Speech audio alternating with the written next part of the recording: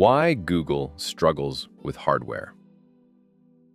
Have you ever wondered why a tech giant like Google, the creator of Android and the mastermind behind some of the world's smartest software, still struggles to sell its own hardware? People all over the world know Google for its internet services, software, and AI. It has made a lot of money from search, ads, cloud services, and its Android operating system. The company has done much better with software than with hardware, like phones, smartwatches, computers, and even tablets.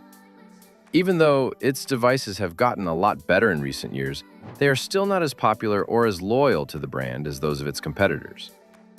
So why is it so hard for a tech giant like Google to make a difference in the hardware world? You could say that Google's tech wasn't always reliable in the past, but that story has changed since the Pixel 6 came out with its unique style, custom tensor chip, and better user experience.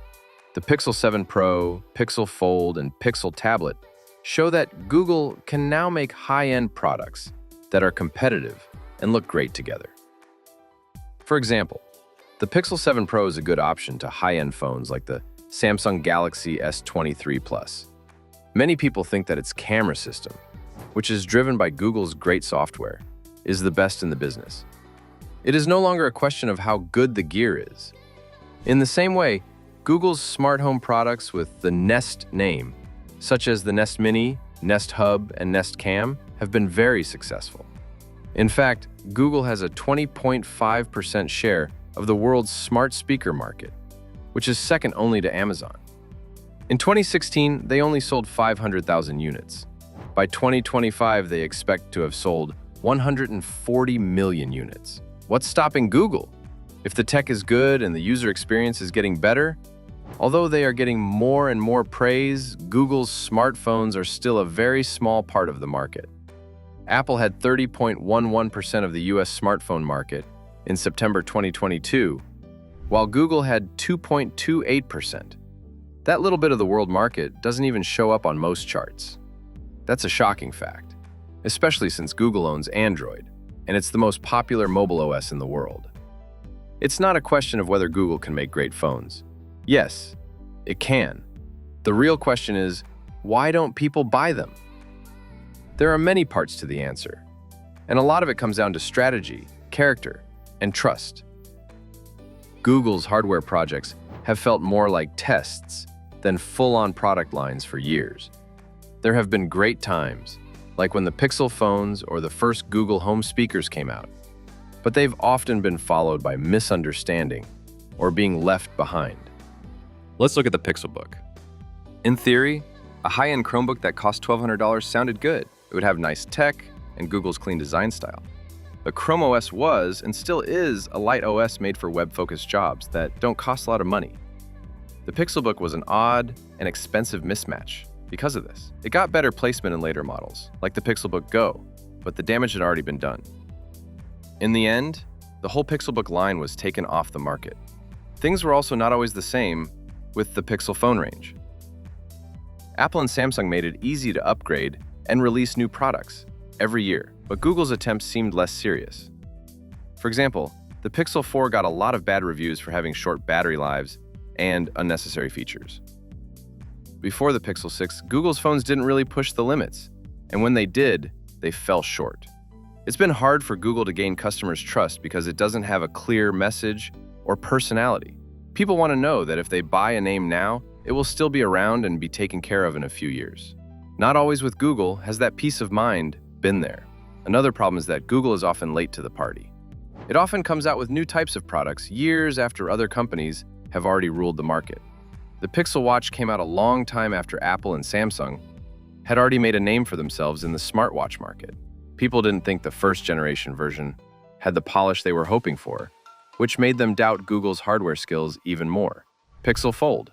It looked good, but it came out in the folding market a long time after Samsung made them popular. Also, people are wary of Google's first generation gadgets because of hardware problems in the past. When it comes to software, being late to market might be okay because it gives you time to improve. But when it comes to hardware, being first is important. The success of Apple's AirPods, Samsung's Galaxy Buds, and Amazon's Echo products shows that being the first to market in a category can help you build brand recognition and keep customers. It takes time to build a hardware ecosystem. Apple's hardware success isn't limited to just a few products. It has to do with how well those things connect to each other. The iPhone, Apple Watch, MacBook, iPad, and AirPods all work together to make a seamless environment that keeps customers happy and locked in. Google is now trying to make an environment like this one. It's putting things together with the Pixel Watch, Pixel Tablet, and Pixel Buds. But Apple has had more than 10 years to get better at what it does, while Google is just starting out. Thanks to Google, things finally look like they will be done. The plan is more clear, styles are coming together better across all product lines. It's hard to find anything else like Tensor chips, and the tight connection with Android gives Google a chance to offer software and hardware that work together in a way that only Apple can match. However, ecosystems need time, stability, and trust. And Google needs to do a lot of work to catch up. Google's hardware problems are caused in part by poor promotion and limited availability, which isn't talked about as much. When compared to Apple and Samsung, which spend billions on global marketing efforts, Google's device marketing is often understated. A lot of people don't even know that Google makes phones or smartwatches, let alone why they should buy them. It's even worse that supply is a problem. Pixel phones are only sold in a few countries. And even in those, they don't have as many carrier agreements or stores as some of their competitors. If most people don't know you're running, you won't be able to win. Google's software is one of its best physical features. Pixel phones get Android updates first and often for longer periods of time. They also work very well with Google services. Things like Magic Eraser, Real Tone, and Now Playing show what's possible when software and AI work together.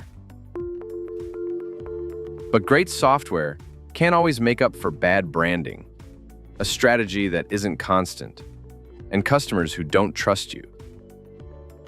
There were times when the Pixel 7 Pro did better than competitors in some ways, but it didn't really hurt Samsung's or Apple's market share. That's because most people don't just buy specs. They buy into a brand, a story, and an experience that will last for a long time. People haven't forgotten that Google often stops making goods. The company has given up on a lot of projects, such as Google Glass, Nexus devices, Pixel Books, and Google Stadia. People are wary of getting new Google hardware because of this past. A lot of people do ask, will it be supported next year? That's a huge problem when you're trying to get people to buy something for hundreds or even thousands of dollars. With all of these problems, there is reason to be cautiously hopeful. Google seems to have learned from its mistakes. Its most recent hardware seems more developed, better made, and more in line with what people want. The business is no longer working on hardware projects on the side. It's putting money into a long-term environment. If Google does not stop, make its products more consistent and better designed, spend money on marketing and going global, back up its goods for a long time, use its software's benefits, then it might finally join the big names in tech. The road ahead is still steep. When it comes to hardware, it takes a long time to build trust and company loyalty. Apple and Samsung didn't get ahead right away. Google has the tools, the people, and the ideas to do the same thing. Attention and patience are now what it needs. Google doesn't have trouble with devices because of bad technology or bad design. Inconsistency, lack of direction, weak marketing, and customer hesitation are what's really wrong. People are wary of it because it has had bad luck in the past and tends to drop goods. But things are beginning to change. After the Pixel 6, Google has finally shown that it is serious about making a range of reliable hardware. At some point, it should be able to compete with Apple and Samsung if it stays on this path, learns from its mistakes, and puts money into building long-term ties with customers. But until then, it's still just a company with a lot of hardware promise that's trying to get people to buy its products.